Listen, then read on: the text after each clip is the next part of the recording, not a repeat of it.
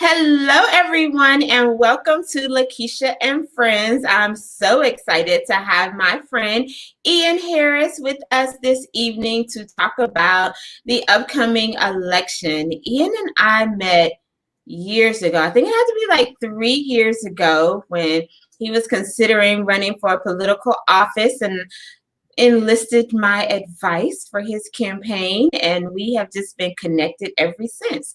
So, Ian, please tell our listeners, viewers, a little bit about yourself. Well, I was born by the river in a little tent. Um, no, in fairness, I'm a Bronx guy. I love the Bronx. Community activist. I try to be. It's kind of pretentious to say that a community activist, but some people will put that label on. I'm in tech. I live and breathe tech. Proud father of a 10-year-old, and I work a lot. I really know. So tell us a little bit, because you're also a minister.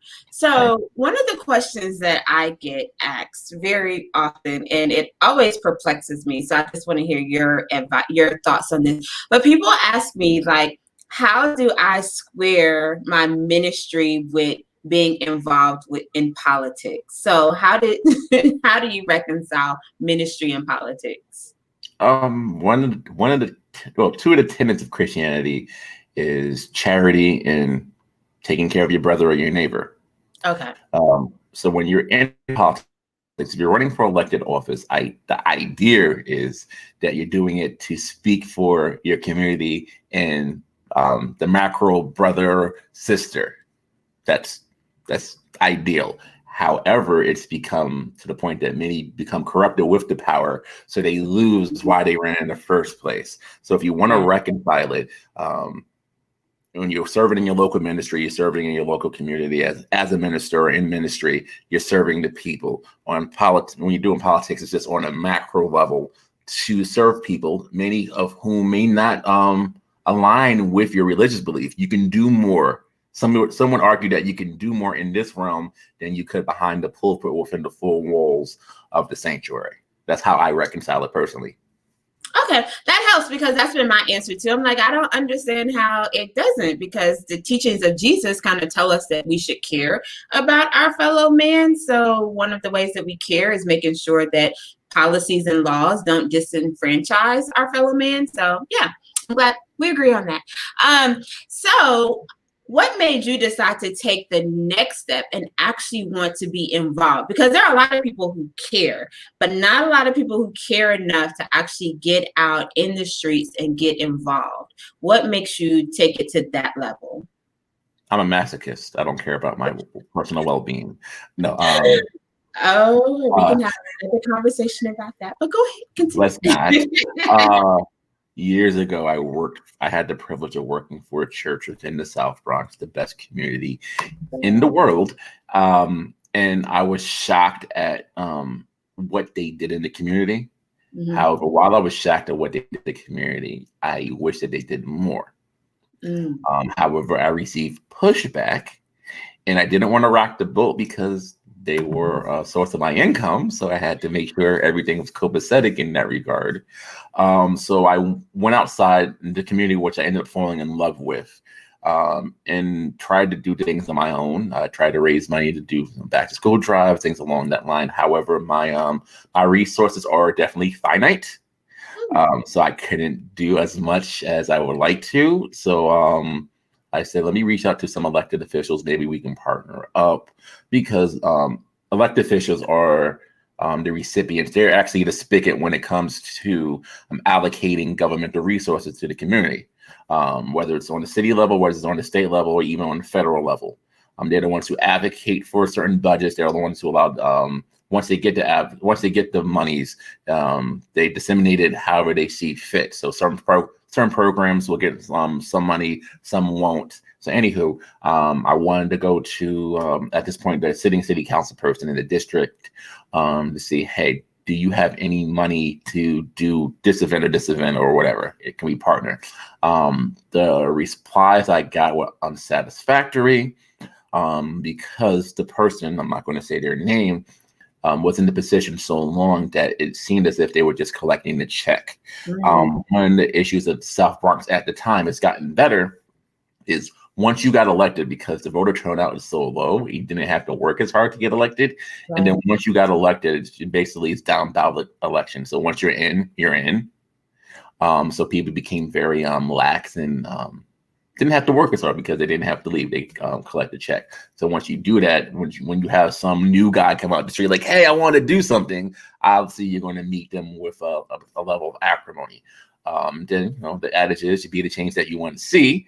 So I said, well, if I'm not going to be able to get help from them, allow me to at least try to go into the system so I can be the funnel of these discretionary funds or anything. So I decided to run. That was my first encounter with it, and you learn a lot because the political world, electoral politics, is definitely a different beast. Yeah. That's the best way I can put it.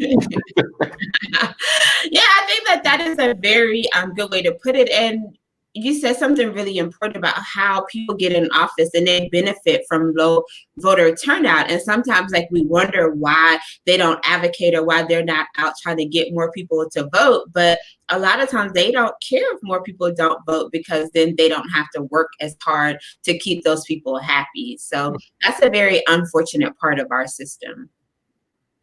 It is. I mean, that's been for the GOP for a while. So we have two major parties in the U.S. I know the other parties, but we really have two that drive everything. Let's just be clear with that. One party really focuses on getting people to vote, and the other party has done everything in the last 50 to 75 years to prevent people from voting. And we're not saying this. We're not trying to. We're not being sensational by saying this. There are laws. There are court cases. There are real life articles. Court cases right now, while we're in the middle of voting, there are active court cases trying to stop people from being able to send in their ballots and to vote absentee. So it's not even history. This is current day. You can probably look outside to make sure they're not trying to remove one of their mailboxes from your neighborhood. So anyway, I want to go on a tangent with that. The reason why they didn't want people to vote is to prevent them from voicing their opinion, or because once you voice their opinion, you're empowering them to do something. And if they don't listen to you, if you don't listen to them, they have the power to group together or form like Voltron and vote you out and vote somebody else in. If you're out, that means not only do you lose your power, you lose your paycheck, you lose everything. So they were incentivized to prevent people from voting. Now, if you put that on a micro level, if you're in not a small district, you're on a city level or a town level, you've amassed this power for 20 years. You have a different vantage point than someone. If you're in your mid 50s, you have a different vantage point for someone who's in their 20s. Right. Sometimes what they find to be important, you don't find to be important. And then you can dismiss them. You can dismiss what they want, their pleas, what they're advocating for, by saying, oh, you're young, you're dumb, you don't know what you want. I've been doing this forever. But the longer you're in office, that's why I'm actually a proponent of term limits. The longer in your office, the more liable you are to become disassociated with not just reality, but your constituency. Because you're not a regular person anymore. You live with, you're a legislator. You make more money than most in most cases. So you're not on the poverty line. You're not dealing with that. You have some of the best benefits in the world. You're not dealing with that, whether it's healthcare or it's healthcare. Yeah. People complain about healthcare, and you're getting the best city or state healthcare. So if there's a COVID test, you're getting the COVID test because guess what? You got the best healthcare, as opposed to Bobby Johnson, who doesn't even have health insurance and is making $14 an hour and can't afford to take off of work to even go to the doctor. And then when he goes to the doctor, he can't afford to pay for the doctor because they pay out of pocket, but he can't pay out of pocket because he makes $14 an hour. So you're detached from reality. That's what I wanted to say. You're more detached from reality the longer you're in there. And that's one of the things I wanted to talk to you about, because you're pretty candid about some of the medical struggles that you've had to deal with, and you also advocate for people to take advantage of open enrollment and to get the medical benefits that are available. What is your pitch to people, about advocating for access to healthcare, because it seems like some people don't understand that the healthcare options that we have are not guaranteed. And with Supreme Court hearings coming up, like, they can really be taken away from us. There's two parts to that. One, insurance should be, the name of insurance should be changed. It shouldn't be insurance. It should be called in case something happens. Right. And we're not fortune tellers. We don't know what can happen. Right. So it's good to have insurance. Also, if we're, especially now with the Affordable Care Act, we're in a better position. Well, some of us are now than what we could be if it's removed, if it's repealed. So get something just in case it happens, and get it while you can get it. Right. I'll be transparent. I've fought cancer on and off since I was 23 years old. I'm 34. There are times where I've been sick and where I've had great paying jobs. And there have been times where I've been sick where I didn't have a job. One of the times I didn't have a job because I was too sick to work. You can't get employee health insurance if you're no longer an employee. So there are times where I've signed up. Again, I live in the state of New York. We have some of the best healthcare policies in the country. That's because we pay so much in taxes. So we have money in the coffers. We have money in the coffers to pay for these systems. So it's a give and take. But I've also lived in states such as South Carolina and Georgia, where I've tried to utilize the Affordable Care Act, or quote unquote Obamacare, and we weren't able to do so if the sign-on process took forever. So they want to what's the opposite of incentivize? De-incentivize? Is that a term? Yeah. I promise I know how to speak English. It's just been a long time. They want to prevent you from signing up. So if they can have you go through 5 loops. They figure by the time you hit the 3rd loop, you're just going to give up. And if you give up, that means you're not going to apply for the program. If you're not going to apply for the program, it's not going to cost the state. It's not going to cost the state money. Therefore, they don't have to do it. Because a lot of these states are crying broke and they just don't want to spend. That's the difference between certain red states and certain blue states. And that's with the Affordable Care Act. Now, if it's repealed, the little bit of help that is available won't be available. So that's why it's such a big deal. That's why we fight for. That's why we made such a big deal when RBG died, rather, because now when they nominate and when they confirm the new justice, now it's a really conservative court. So if they argue it again, there's a good chance it can be repealed, which is why we need to flip the Senate so it doesn't even get to that point.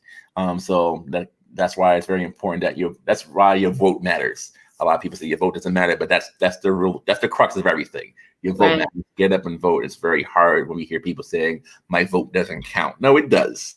And you don't realize it until you need to realize it. Yeah. Just like you don't realize you need insurance until you realize you need insurance. And then once you get it, and once you get to the point where you need insurance and you don't have it, it's a really long and grueling road. It's a really long and grueling process, especially right now when we're dealing with a global pandemic that's almost killed 250,000 people. That's crazy. Yeah, and one of the things that they're trying to remove right now is the ability for pre-existing conditions to be covered, if I'm not mistaken. You're correct. And for all the people who, I think it's like 7 million people, over 7 million people have been diagnosed with COVID. So you kind of wonder, like, if they remove that and you have some lingering effects from COVID, will you be able to get insurance coverage if you need it? Like if something happens and you're not on your coverage? No. And before the Affordable Care Act, Obama was elected in 2008. So it was enacted in 2010 maybe? Yeah. Somewhere around that time. All right. So 2010, I mean, I was born in 86. I was 24. I was sick at 23. Actually, I think it was 2011 because I was sick for a while. There was time I was denied health coverage because I had pre-existing condition. So the game around that was, if you get on an employee plan, it's group coverage. Group coverage doesn't tend to ask you about pre-existing conditions. Right. That was the workaround. But if you're self-employed or you work for a company that didn't have a great health plan, they start asking you questions. Matter of fact, if you were pregnant, pregnancy was considered a pre-existing condition. So let's say you and your husband or you and your wife were together, found out you're pregnant, but you didn't have health insurance. you can't get it now because you're already pregnant. Preexisting condition. And then I've never had to pay for prenatal care out of pocket, but I know for a fact that it's pretty expensive because I had friends who had. And that's pregnancy. That's normal. That's not a sickness. Right. When the birds and the bees, when a man loves a woman, boom, pregnancy. So that can happen. But on a more serious level, if you cancer survivor, diabetes, we Black, so we have all the diseases. We have all the ailments. Diabetes, gout, asthma counts as a pre-existing condition. So the reason why they want to bar you from pre-existing conditions is when you make a health insurance claim, the insurance company has to pay out. Wow. The insurance company has to pay out. They want to take your money without having to pay you money. Right. So they want to prevent people who they feel will be a risk. Or like, okay, if we get Ian, he had the cancer in the day, we may have to pay it out now. We don't want him. We rather get the young, strapping, healthy Bobby Johnson, who will just pay us for another 20 years, but will never get sick. Right. So that's the game. That's the game of insurance companies, because insurance companies are in the business to make money. Wow. So insurance is just in case something happens on your end. Theirs is they're praying that nothing happens except that you pay your premium. So that's why that's a big deal. And even like to bring it down a level, because a lot of people only see it from, the national level with the Affordable Care Act, but people don't also recognize that your state leaders also play a part in whether or not your state is going to accept benefits. So like some states did not want to accept the federal funds to expand Medicaid. It's Medicaid or Medicare. I always get those confused.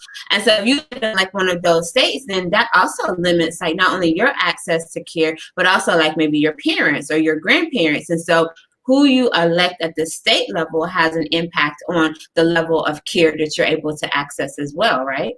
Well, that's an issue across the board, not just as healthcare. Obviously, presidential elections get the most coverage because the president. However, it's your local elections that actually pass legislation that affects your daily life, whether it be healthcare, whether it be policing, whether it be education, things along those lines. So if you're in a state like South Carolina or Georgia, I hate to keep railing on them, but this is reality. Those are states who don't like paying what's called entitlements. They don't like paying out. They like to keep the money for themselves. There are also states who don't like to tax as much, so their coffers aren't as big. So there's a give and take there. So if you vote like South Carolina's in the position of being flipped, hopefully. Come on, Jamie Harrison. Count on you. Shout out to the homie Jamie. Possibly. Georgia's another one. Yep. Shout out to the homie Warnock, Reverend Warnock, hopefully. And Ossoff, John Ossoff or something like that. He's running for John Lewis's old spot. Mm-hmm.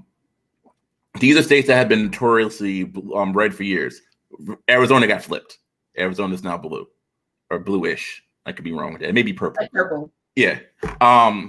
So if you do that, if you flip them on that level, then you have more of a fighting chance. But some of these states, like Alabama voted for Doug Jones, but that wasn't because they were going blue. It's because that Roy Moore was just such an abhorrent individual that no one wanted to vote for him. Yeah, but he has supporters though. Like that's the thing. Like I tell people, like you can say what you want to say about like the Republican Party, but they will toe the line. Like they will toe the line like off the cliff. They can have the most problematic candidate, and they're like, "Yo, he's against abortion, so whatever else he's done, like I don't care if he's sleeping with all the high school cheerleaders, we're still gonna support him." Whereas like we have this whole purity test, like, oh no, in like 1986 you voted against this bill that represents my interests, so I can't support you anymore. And it's like, wait, what? But like the other 98% of your platform I support. It's absolutely dope. Well, I mean, look at 1600. The reason why people, Lindsey Graham, Mitch McConnell, people who wouldn't have voted for Trump, who didn't want Trump to win, realized, yo, he's effective. We've gotten Supreme Court judges. We've gotten less taxes. He's done some things, yeah. So I mean, he's inflammatory. He's an embarrassment. Yada yada yada yada yada. I wouldn't have him dating my daughter. However, he's getting stuff done. Right. I think the quote from Newt Gingrich is he isn't a conservative, but he's definitely the hardest person on liberals I've ever seen in my life. So that's the case, and that's why Republicans toe the line. They tend to toe the line because they'll look past your indiscretions Right. if you get the job done. So that's where we are. And getting the job done normally means that they vote down healthcare, they vote down entitlements, they vote down police reform. They don't arrest the killers of Breonna Taylor, or they don't indict them. And they Right. indict the person because he shot the wall. Stuff like that. Yeah. Okay, so I told you I was only going to keep you 10 or 15 minutes, and we've obviously gone over that. So as you're out, because I know you have some voter registration events coming up in the next couple of weeks just to keep people engaged and, make sure that everyone is registered to vote. What is your pitch? Like, what are you telling people as to why they need to care about the elections this year? What are you saying? The first one is if you want to help stave off the end of the world, you should vote. That's just the natural level. Thanos is coming. Snap. Also, if you want to complain, especially now with the last couple of months, the Black Lives Matter movement and things along those lines. If you want to complain and you want your voice to be heard, your voice goes further in the ballot box. I don't want to say this. I appreciate everybody who protests. Right. Stuff gets done because of protests. Yeah. But historically, I'm not diminishing those who protest because I don't want that smoke. Historically, it's more effective to let your voice be heard in the ballot box. And not only do you vote for people to represent you, a lot of times you're voting for legislation. You're voting for ordinances. There are laws on the bills on the docket that get passed. And a lot of times they are passed or not passed because there aren't people to vote. I'm in the Bronx. It's one of the lowest voter turnouts in the country. Wow. It's horrible. I've seen people win 3,000 votes in a district that has 1 million people. Voter turnout is absolutely abhorrent. So if you actually vote, then it goes further. You have more of a say. Stuff can actually get passed. They try to sneak things in legislation. Even when you elect for people, when they put bills, they combine bills together. So if you're voting on, I vote to make hats illegal. That's the first bill. Underneath that, there's a bill that says, but we want to make it illegal for Black people to get shot by cops. So they're voting the first one, and so I'm being facetious, but I mean they group bills together, and that's because they try to sneak it in. Even on the federal level, if you look at the last stimulus bill, there was $10 billion because of the $1 trillion bill. There were $10 billion for military. What's that got to do with the stimulus? Right. There's even like a clause in there that a lot of people don't know, because a lot of people have been like hard on the Democrats. Why won't they just accept, what's being offered? But there was a clause in there that would make it hard for people to sue their employer if they contracted COVID on their job. And that was one of the things that the Democrats were against. And people are just like, I don't understand why they won't just accept the bill. And it's like, because you guys don't know like all of the details that are in there. And so you want a clean, good bill that is being voted on, and a lot of times like that's not what we get when people are like advocating for compromise. No, if they're giving you a deal, they're getting something in return. That's just life. I would love for a law to say before a bill is voted on or before a bill is passed, there has to be a public explanation of the bill.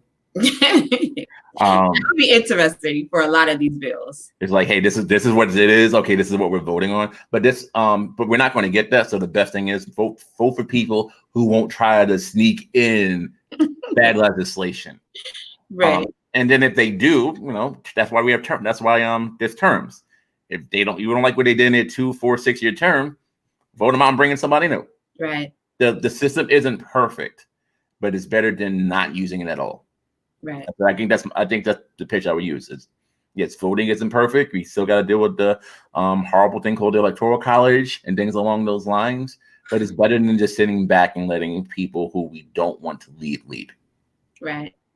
Well, thank you so much for being on the show this evening, and My thank you for pleasure. your friendship. It's always like such a pleasure to chat with you and just pick your brain, because I always have like a million questions about what's going on in New York politics, and you always have the answer. So thank you so much. It's my pleasure. One thing I've learned is that you're always right. And That's I'm just going to, and that serves me well.